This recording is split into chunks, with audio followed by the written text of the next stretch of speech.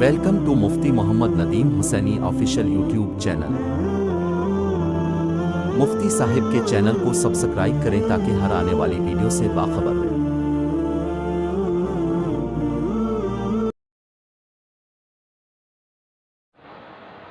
قال النبی صلی اللہ علیہ وسلم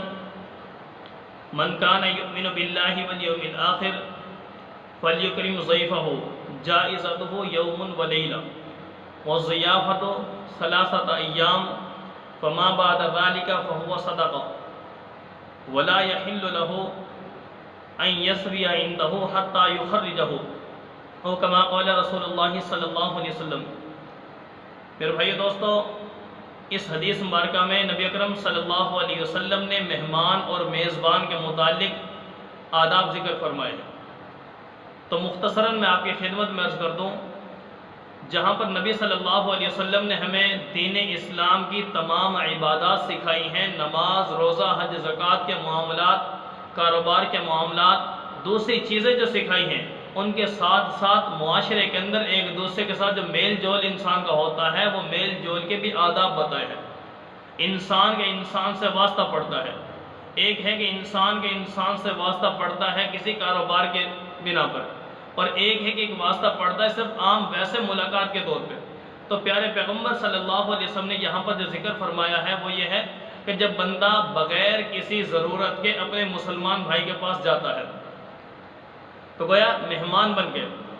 تو نبی اکرم صلی اللہ علیہ وسلم فرمایا میزبان کے متعلق، اے میزبان،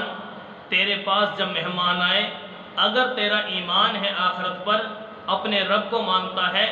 مجھے اپنا نبی مانتا ہے، تو جو تیرے پاس مہمان آئے اس مہمان کی مہمان نوازی کرنی ہے، اس کی خاطر تواضع کرنی ہے، اس کا اعزاز اور اکرام کرنا ہے۔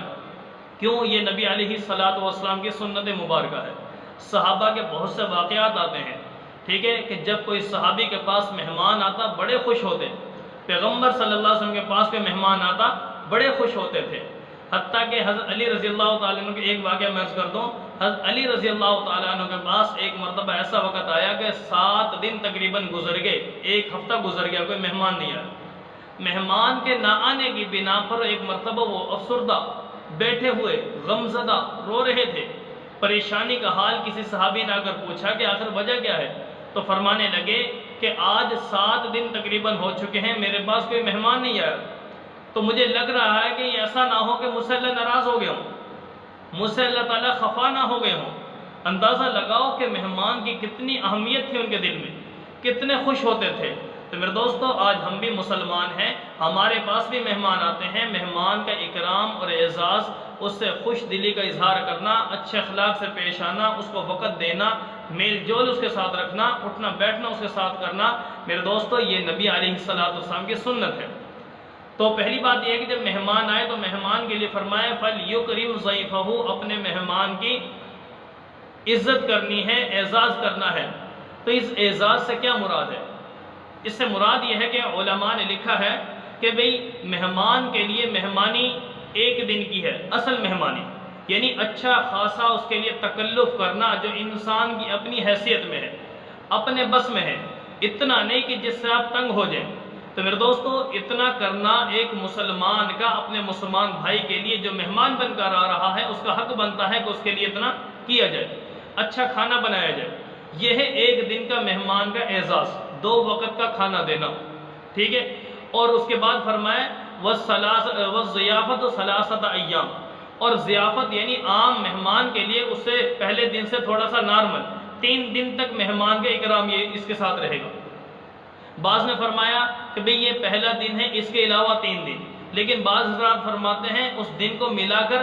2 دن اور 3 دن بن جائیں گے، کہ پہلے دن اچھا تکلف کرنا، اچھا کھانا کھلانا جو اپنی وسعت میں ہے، اس کے بعد 2 دن تک نارمل، ٹھیک ہے، اور تیسرے دن کے بعد یعنی چوتھے دن کے لیے رکنا، فرمایا نبی علیہ الصلوۃ والسلام نے کہ یہ 3 دن سے زیادہ رکنا یہ میزبان کو تکلیف میں ڈال دیتا ہے۔ تو لہٰذا کوئی مہمان کسی کے پاس اتنا لمبا قیام نہ کرے، اتنے دیر اتنے عرصہ نہ ٹھہرے کسی کے پاس جس سے میزبان تکلیف میں مبتلا ہو۔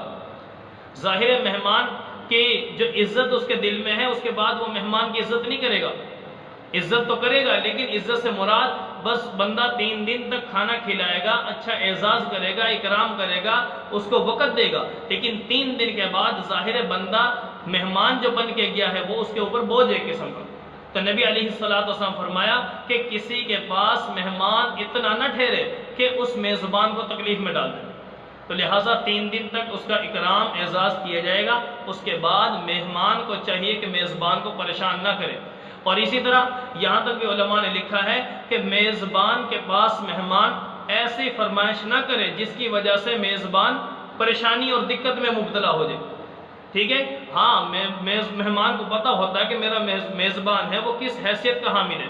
کتنی اس کی طاقت ہے، اس کی طاقت کے مطابق آپ اس سے فرمائش کر سکتے ہیں، لیکن اگر وہ اس میں طاقت میں نہیں ہے، ایسا مطالبہ کرنا، ایسی فرمائش کرنا یہ مناسب نہیں ہے۔ تو لہٰذا اور ایسے وقت میں جائے جس وقت میں اس کے لیے اکرام کرنا، اس کے لیے تکلف کرنا آسان ہو،